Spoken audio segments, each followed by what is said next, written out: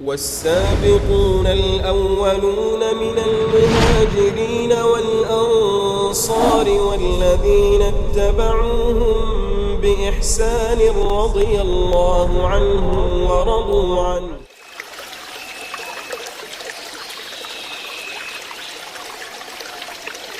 Bismillahirrahmanirrahim. Assalamualaikum warahmatullahi wabarakatuh. Alhamdulillah hamdan katsira tayyiban mubarakan fih mubarakan alaih kama yuhibbu rabbuna wa yarda. Wa usalli wa usallim ala nabiyyina al-karim Muhammadin wa ala alihi wa ashabihi wa man tabi'ahum bi ihsanin ila yaumiddin. Saudara-saudaraku kaum muslimin dan kaum muslimat rahimani wa rahimakumullah, kita lanjutkan kembali pembahasan kitab kita Syarhus Sunnah lil Muzani rahimahullah, dan pada subuh hari ini kita masuk kepada pembahasan yang baru di mana Al-Imam Al-Muzani menyebutkan wa ta'atu li ulil amri fi ma kana indallahi azza wa jalla mardiyya wa ijtinabu ma kana indallahu muskhita wa tarkul khuruju inda ta'addihim wa jawrihim wa taubah ila Allah azza wa jalla kama ya'tifu bihim ala ra'iyatihim, dan taat kepada pemimpin apabila perintah tersebut tidak menyelisihi daripada perintah Allah Subhanahu wa taala, dan menjauhi segala bentuk-bentuk perintah mereka yang membuat murkanya Allah Subhanahu wa taala. Wa tarkul khuruj, dan meninggalkan memberontak kepada mereka ketika kita mendapatkan mereka adalah orang-orang yang zalim, orang-orang yang fajir. Wa taubah ilallah, dan kita bertobat kepada Allah Subhanahu wa ta'ala ketika kita mendapatkan pemimpin yang zalim. Para hadirin dan hadirat yang dimuliakan oleh Allah, di kitab apapun yang kita baca, dari kitab-kitab ulama ahlus sunnati wal jamaah, apakah ulama yang terdahulu ataukah ulama di zaman sekarang, ketika mereka membahas tentang sikap ahlus sunnah kepada pemimpin, tidak ada yang berbeda. Al-Imam Al-Muzani itu hidup pada tahun 200 Hijriah. Sama persis pembahasan apa yang dibahas oleh Syekh bin Baz, oleh Syekh Ibn Utsaimin, oleh Syekh Albani, oleh Syekh Muqbil. Tidak ada yang berbeda. Dan demikian akidah ahli sunnati wal jamaah di dalam permasalahan ini adalah seakan-akan ada satu juru bicara yang berbicara dengan sebuah kalimat dalam keadaan berbeda zaman dan masa, dan juga berbeda dari sisi tempat mereka menetap. Dan ini menjadi pokok dari pokok ahlus sunnah. Kemudian ayyuhal hadirun wal hadirat yang dimuliakan oleh Allah, mungkin ada baiknya untuk kita memahami siapa yang disebut sebagai pemimpin. Karena sebagian orang menganggap yang namanya pemimpin yang sah adalah pemimpin yang mereka berhukum dengan hukum Allah secara totalitas. Ya, dan juga diangkat dengan cara yang syar'i. Kita nukilkan di sini ucapan Syekhul Islam Ibnu Taimiyah rahimahullah. Beliau berkata, wal a'immatu mujmi'una min kulli madhhabin ala anna man taghallaba ala baladin aw buldan lahu hukmul imam fi jami'il asya'. Wal a'immah, sesungguhnya para ulama mereka seluruhnya sepakat min kulli madhhabin, dari setiap madhab, alla anna man taghallaba, siapa yang seseorang itu berkuasa di dalam sebuah negeri, ya, dia berkuasa dengan cara bagaimanapun dia mendapatkan kekuasaan tersebut. Apakah dengan cara, ini tambahan dari saya, apakah dengan cara yang baik ataukah dengan cara yang tidak benar? Apakah dengan cara yang syar'i ataukah dengan cara yang tidak syar'i? Apa yang saya sebutkan ini, ayyuhal hadirun wal hadirat yang dimuliakan oleh Allah, kita memiliki pegangan hadis yang datang dari Irbad ibnu Sariyah radhiyallahu ta'ala anhu yang dikeluarkan oleh Al-Imam Abu Dawud di dalam sunannya, ketika Nabi SAW menyebutkan usikum bitaqwallahi azza wa jal was-sam'i wa ta'ah wa in ta'ammara alaikum abdun habasyun, aku wasiatkan kepada kalian untuk bertakwa kepada Allah, mendengar dan taat walaupun yang memimpin kalian budak dari budak Habasyi. Perhatikan, Rasulullah SAW menyebutkan budak dari budak Habasyi.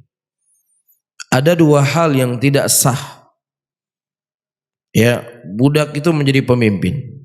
Sebagaimana maklum kita ketahui bahwasanya orang atau budak tidak boleh memimpin orang yang merdeka.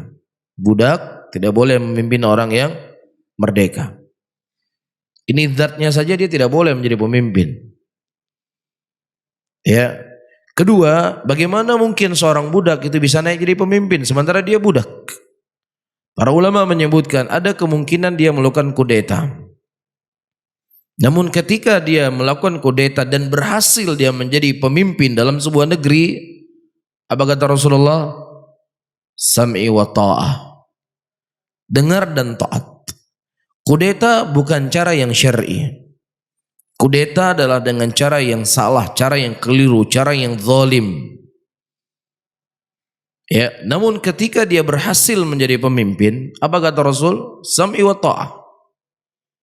Ya, kemudian si budak tidak boleh memimpin orang yang merdeka. Namun kalau seandainya dia naik sebagai pemimpin, maka kata Rasulullah apa? Wajib dan taat. Iya. Dan mungkin sebagaimana yang telah saya sampaikan, orang di luar sana berkata, kalian katanya tidak boleh demokrasi. Demokrasi begini, begini, dan begini, dan begini. Tapi kenapa ketika ada pemimpin yang dipilih secara demokrasi kalian taati? Nah, ini dia hadisnya. Ya, budak itu dia naik sebagai pemimpin dengan cara yang tidak syar'i, dengan cara mengkudeta. Tapi ketika dia jadi pemimpin, maka apa? Ditaati. Makanya dengan bahasa Syekhul Islam, beliau mengatakan sepakat seluruh para ulama, anna man taghallaba ala baladin aw bildanin, siapa yang dia berkuasa dalam sebuah negeri, lau hukmul imam, maka baginya hukumnya dia sebagai imam di negeri tersebut. Fi jamil asya, dalam segala hal. Bisa difahami? Ya, karena orang-orang Hizbut Tahrir mereka menyelisih usul dari usul Ahlus Sunnah dalam bab ini. Mereka tidak mengakui kepemimpinan sebuah negeri dari negeri-negeri muslimin kecuali ada seorang khalifah yang akan memimpin seluruh dunia. Iya, ini keyakinan orang-orang Hizbut Tahrir. Perhatikan, Syekhul Islam rahimahullah sedang membantah keyakinan mereka. Sedang membantah apa yang ada di benak mereka. Kata beliau, laula hada mastaqamat dunia. Kalau seandainya ya bukan dikarenakan prinsip ini, maka tidak akan tegak dunia. Akan terjadi kekacauan, akan terjadi keributan. Dalam maqalah yang lainnya Syekhul Islam Ibnu Taimiyah rahimahullah menyebutkan, ayyuhal ikhwah rahimani wa rahimakumullah, ketika di dalam perjalanan safar yang terdiri dari 3 orang ataukah 5 orang atau lebih dari itu, di dalam syariat Islam diharuskan untuk mereka memilih seorang pemimpin safar yang wajib ditaati. Nah, kalau seandainya dalam safar yang hanya 3 orang atau lebih dibutuhkan seorang pemimpin yang ditaati dalam safarnya, nah bagaimana lagi dengan jumlah manusia yang 250 juta? Maka tentunya di sana harus ada seorang pemimpin yang wajib untuk ditaati. Para hadirin dan hadirat yang dimuliakan oleh Allah, mungkin di antara kita semuanya sudah sering berpergian. Ya, kalau seandainya tidak ada khilaf di dalam safar, tentunya tidak ada masalah. Tapi terkadang bisa saja dalam persafar itu, apalagi dalam waktu yang lama, naik mobil berhari-hari, tentunya ini akan semakin membuat kegalauan orang yang ada dalam mobil. Ada yang satu berpendapat berhenti di sana, ada yang satu ingin berhenti di sini, ada yang satu ingin makan di sana, ada yang satu ingin makan di sini. Iya, ribut di dalam perjalanan, nggak ada yang sepakat. Makanya untuk menutupi pintu-pintu keributan seperti ini, syariat Islam datang untuk memilih seorang pemimpin yang wajib ditaati dalam safar mereka. Ini logika yang dijadikan oleh Syekhul Islam Ibnu Taimiyah rahimahullah. Bagaimana lagi pemimpin yang menguasai negara yang rakyatnya ada 240 juta masyarakat, maka harus lebih ditaati, harus lebih didengar. Makanya kata beliau, walaula hadza mastaqamat dunya. Kalau seandainya bukan ini, maka tidak akan tegak dunia. Li'anna an-nasa min zamanin tawil. Dikarenakan manusia dari zaman dahulu, qabla al-Imam Ahmad ila yaumina hadza.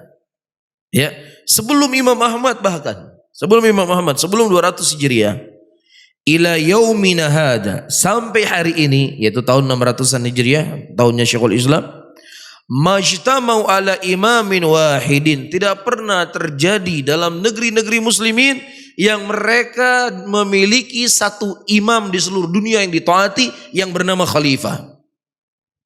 Tidak pernah ada. Setiap negeri punya pemimpin sendiri. Irak punya pemimpin sendiri. Mesir punya pemimpin sendiri. Najd punya pemimpin sendiri. Yaman punya pemimpin sendiri.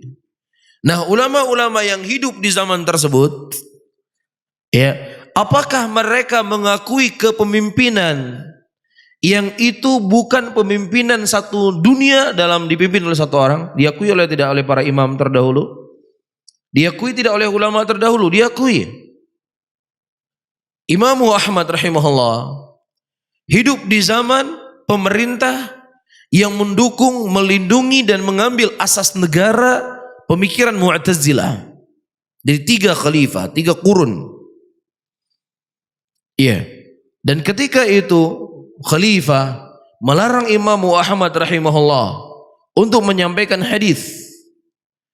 Imam Ahmad patuh, beliau dengar. Beliau tidak pernah menyampaikan hadis ketika diboikot pada waktu itu.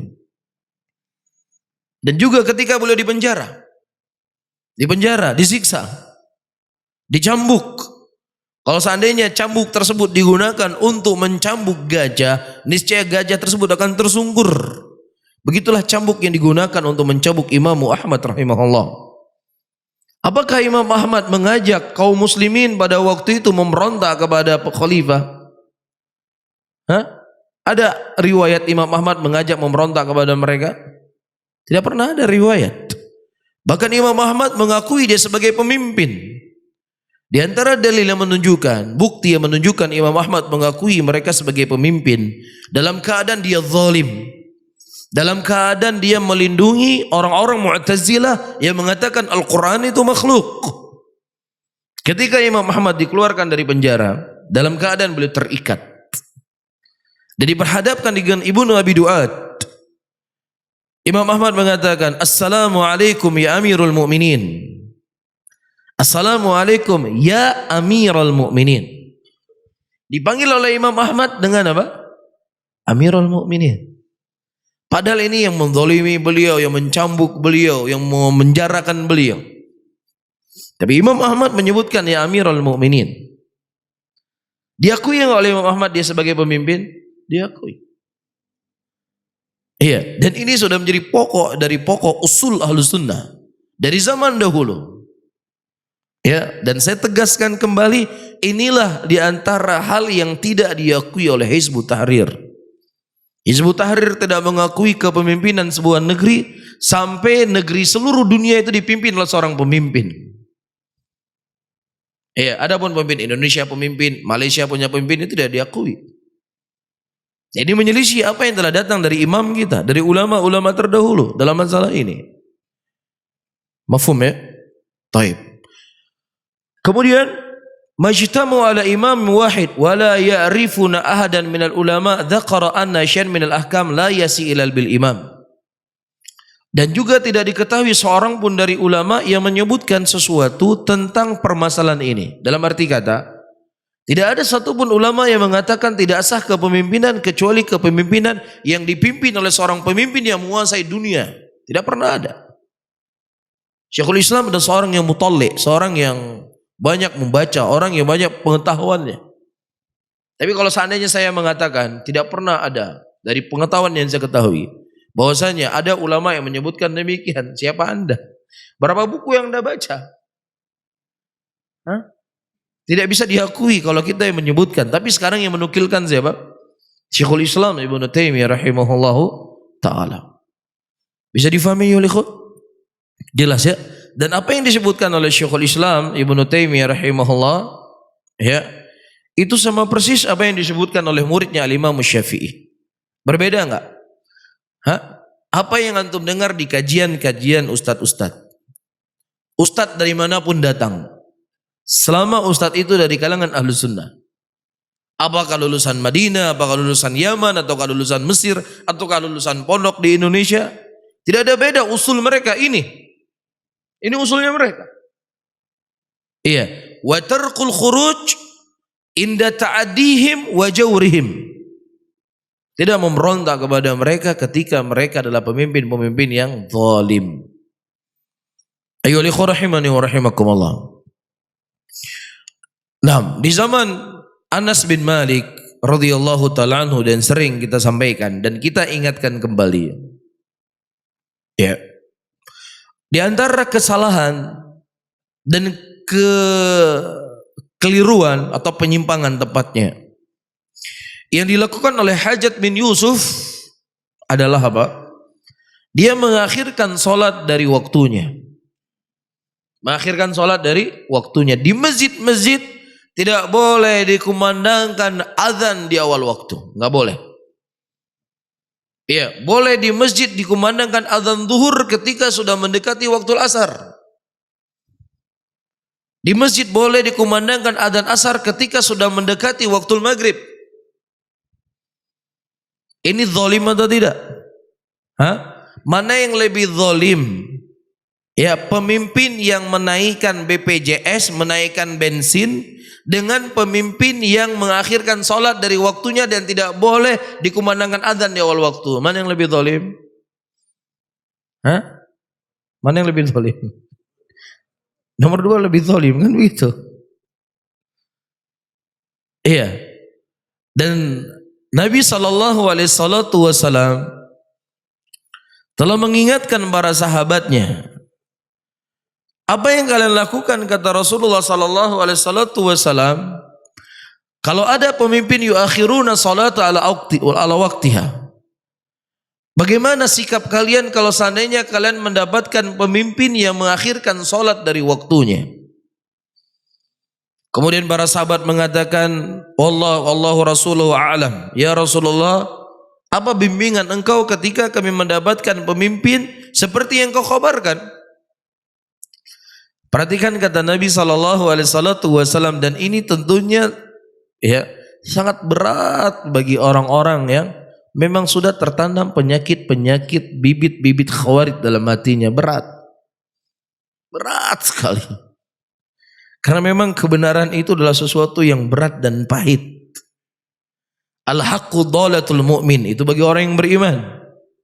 Bagi orang beriman, kebenaran itu merupakan barang hilang yang sangat berharga ketika mereka temukan. Tapi bagi orang-orang yang memiliki penyakit, ini sesuatu yang berat. Makanya Allah dan Rasulnya, dari setiap wasiat yang disampaikan oleh Allah dan Rasulnya, kebanyakan wasiat tersebut selalu dikedepankan ittaqullah. Ya, di awal selalu bertakwalah kamu kepada Allah, bertakwalah kamu kepada Allah, bertakwalah kamu kepada Allah. Kenapa selalu diingatkan dengan takwa di awal nasihatnya Allah dan juga di awal nasihatnya Rasul, supaya ketika apa yang disampaikan oleh Allah dan Rasulnya itu akan mudah diterima. Tetapi kalau tidak ada ketakwaan di dalam hati, kita mendengar riwayat dari Nabi SAW, akan berat untuk kita terimanya. Kita akan mentakwil ke kanan, mentakwil ke kiri. Kita akan berusaha karena nggak ada ketakwaan. Makanya sebelum seseorang itu menuntut ilmu, sebelum seseorang itu mendengar apapun, berdoa sama Allah, berikan ketakwaan dalam hati saya ya Allah. Nah, sucikanlah hati saya, terimalah saya dari segala bentuk kebenaran yang datang dari nabimu. Itu yang harus dilakukan. Makanya Rasulullah ketika beliau menyampaikan hadis yang saya sebutkan tadi, beliau mengatakan, usikum bitaqwallahi azza wa jalla. Aku wasiatkan kalian semuanya bertakwa kepada Allah. Kenapa? Karena berat apa yang disampaikan Nabi setelahnya. Berat. Was-sam'i wa ta'ah wa in ta'amara 'alaikum 'abdun habasyiyun fa innahu man ya'ish minkum fa sayara ikhtilafan katsira fa 'alaikum bi sunnati wa sunnatil khulafa'ir rasyidin al-mahdiyyin tamassaku 'alaiha binawajid wa iyyakum wa muhdatsatil umur. Berat semua enggak ini? Semua berat. Berat taat kepada pemimpin budak. Ya, berat untuk berpegang teguh di atas sunnah, pinginnya bebas. Berat berpegang teguh di atas sunnah khulafa'ir rasyidin. Berat untuk meninggalkan bid'ah. Makanya diingatkan dengan takwa Allah dulu. Ketika ada takwa dalam hati, akan mudah sekali menerima apa yang datang dari Allah dan Rasulnya. Bisa difahami di sini? Jelas ya wal ikhwah? Nah, di zaman Anas bin Malik, ini praktek salaf. Praktek salaf dari apa yang mereka dengar dari Nabi mereka SAW dan juga Nabi kita tentunya. Nabi SAW mengatakan, tunaikan sholat di awal waktu di rumah-rumah kalian, dan datanglah kalian ke masjid ketika dikumandangkan azan dan niatkan sholat sunat. Aqama qala Nabi SAW. Ini bimbingan yang dibimbing oleh Nabi. Berat nggak kira-kira?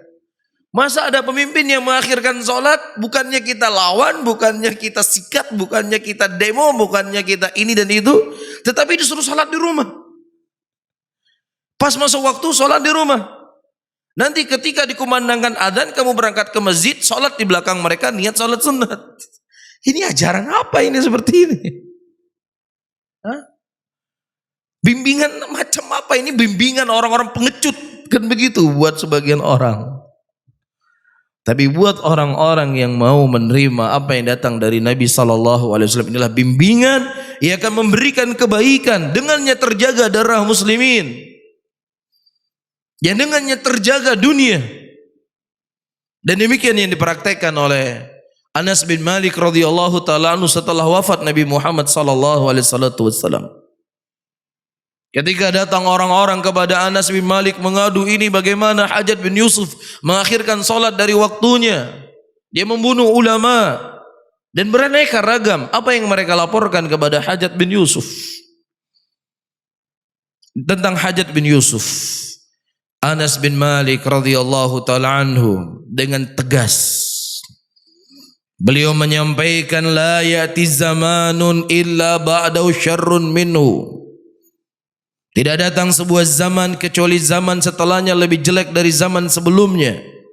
Isbiru hatta talqauni fil haud. Hakadha samituhu min nabiyikum Muhammad sallallahu alaihi wasallam. Iya, tidak datang sebuah zaman kecuali zaman setelahnya lebih jelek dari zaman sebelumnya. Sabarlah kalian, sabar kata Anas bin Malik. Sampai kalian bertemu dengan Nabi SAW di Uhud nanti. Wa hakadha samituhu min nabiyikum. Dan demikian yang aku dengar dari Nabi kalian Muhammad SAW. Ya, cuman terkadang orang-orang yang punya penyakit ada saja yang ditakwil. Oh, pada waktu itu Hajjaj bin Yusuf sangat cinta dengan Al-Quran, sangat cinta dengan Islam. Kalau pemimpin sekarang nggak ada cintanya sama Islam, dia begini dan begitu. Ini kan penyakit namanya, enggak? Penyakit enggak? Makanya ini takwa dulu lah sebelum belajar. Takwa dulu. Kalau Anda sudah ada ketakwaan, mudah untuk Anda menerima apa? Hadis yang datang dari Nabi. Gimana dia berjalan di syariat Islam membunuh ulama? Gimana coba? Hah? Mengakhirkan sholat dari waktunya. Hah? Apa syariat yang dia tegakkan? Membunuh ulama, sekali Said bin Jubair itu disembelih kepalanya. Iya, dan tidak ada syariat yang paling agung lebih daripada syariat dikumandangkan azan di awal waktu, kan begitu. Rasulullah sallallahu alaihi wasallam ditanya oleh para sahabatnya, ayyul a'malil afdal? Ya Rasulullah, apa amalan yang paling afdal? As-salatu ala waqtiha. Salat di awal waktunya.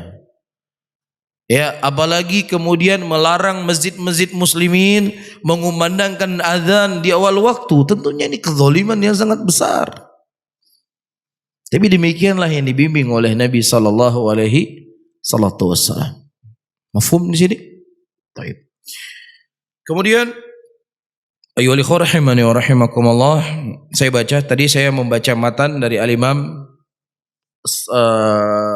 Al-Muzani rahimahullah.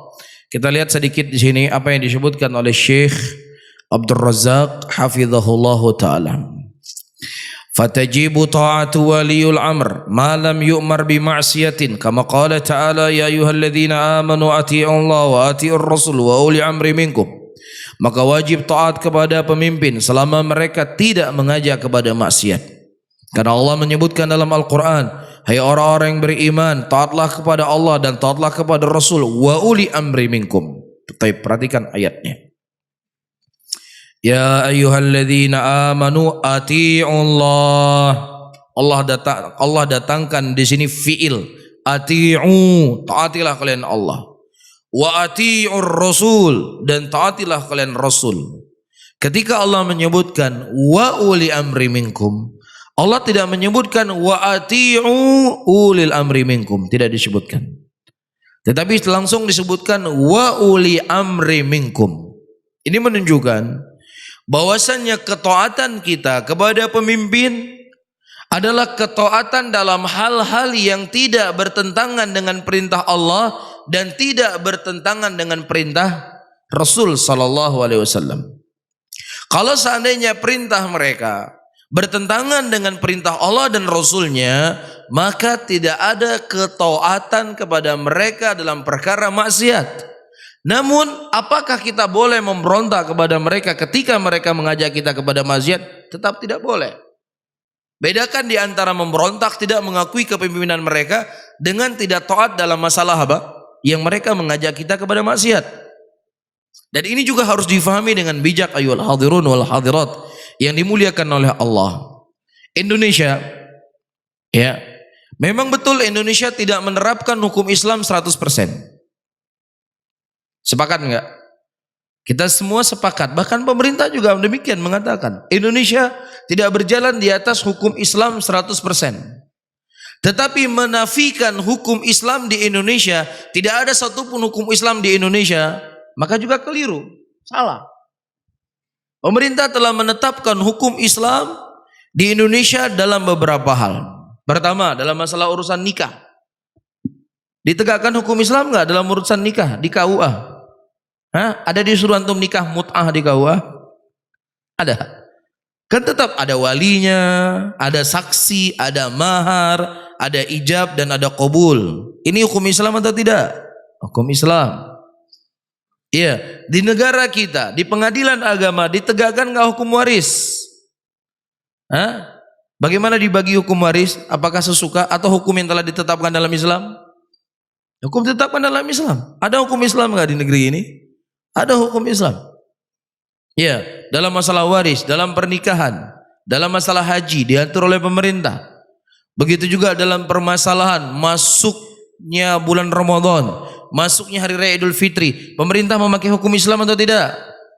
Apa hukum Yahudi diambil ketika masuk hukum, ketika menetapkan puasa atau haji atau puasa atau lebaran? Tidak. Mereka menggunakan hukum Islam. Idza ra'aitumuhu fasumu wa idza ra'aitumuhu fa'aftiru. Apabila kalian melihat hilal maka berpuasalah. Apabila kalian melihat hilal berlebaranlah. Mereka lihat hilal atau tidak? Mereka melihat hilal. Faham di sini? Ya, jadi kalau mengatakan Indonesia tidak ada hukum Islam tegak di Indonesia, Anda belajar dulu agama dengan benar. Faham? Kemudian ada hukum-hukum di dalam Islam, ayyuhal ikhwah, itu dikembalikan kepada pemimpin. Ada hukum-hukum di dalam Islam yang mereka dikembalikan kepada pemimpin. Dan ini merupakan salah satu kritik yang dikritik oleh orang-orang Khawarij kepada Ali bin Abi Thalib, yang kemudian mereka menghukumi Ali bin Abi Thalib sebagai kafir, tidak berhukum dengan hukum Allah, karena Ali pernah menjadikan hukum manusia dalam menetapkan sebuah hukum. Kemudian dihujahi oleh Abdullah ibnu Abbas, beliau mendatangkan ayat-ayat Al-Quran, ada hukum-hukum yang itu dikembalikan kepada siapa? Kepada para lelaki, dikembalikan kepada orang-orang yang adil di antara mereka, dikembalikan kepada pemimpin. Bisa difahami? Pakai helm. Mana hukum Islam pakai helm? Hukum Islam bukan nggak ada pakai helm dalam hukum Islam. Nggak ada ketaatan, nggak ada berhenti lampu merah. Mana dalil berhenti lampu merah? Ini bukan hukum Islam ini. Ini orang bahlul, jahil, merokkab ini. Makanya ente belajar agama dengan benar. Jangan belajar agama setengah-setengah. Ya, belajar agama dengan benar. Belajar usul agama. Usul dinul Islam adalah membuka pintu-pintu kebaikan dan menutup segala pintu-pintu kejelekan.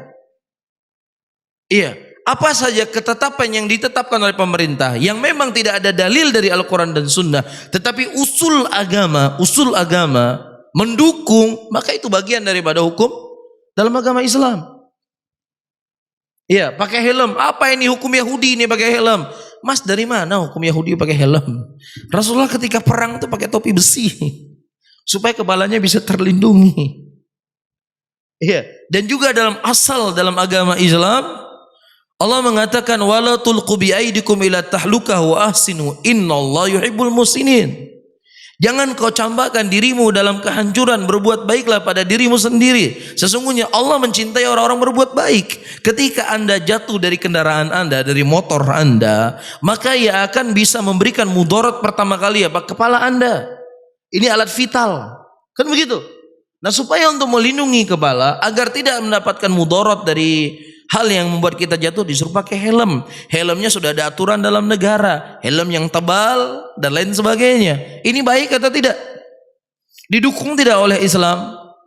Didukung oleh Islam. Maka wajib untuk kita taat kepada pemimpin dari hal-hal yang ma'ruf.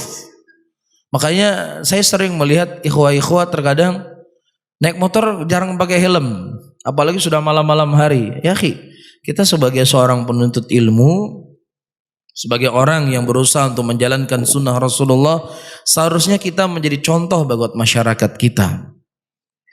Ya, jadi contoh. Ya, dan ini juga untuk keamanan diri kita, untuk melindungi kepala kita. Ya, kenapa nggak pakai helm? Malam mana polisi pakai helm? Bukan masalah polisi kita pakai helm. Pertama, ini peraturan pemerintah. Perkara yang ma'ruf wajib kita taati. Yang kedua, ini melindungi kepala kita. Melindungi apa? Kepala kita. Iya, jadi Ahlus Sunnah, penuntut ilmu, orang yang sudah mengenal agama adalah orang yang lebih terdepan dalam mengamalkan hal-hal yang seperti ini.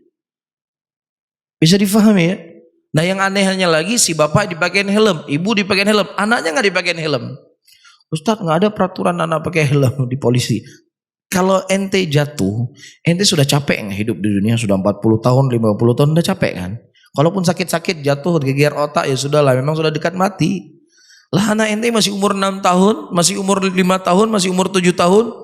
Ya secara umur dia kan walaupun umurnya di tangan Allah, tapi secara kebanyakan manusia kan hidupnya kata Rasulullah, umur umatku 60-70 tahun, hidupnya lebih lama. Maka si anak itu harus lebih lagi dipakai helm. Kalau jatuh dia bisa terlindungi. Ya, harga 100.000, 200.000 itu nggak ada harganya dibandingkan ketika dia sudah kena jatuh dan lain sebagainya. Pakaikan helm.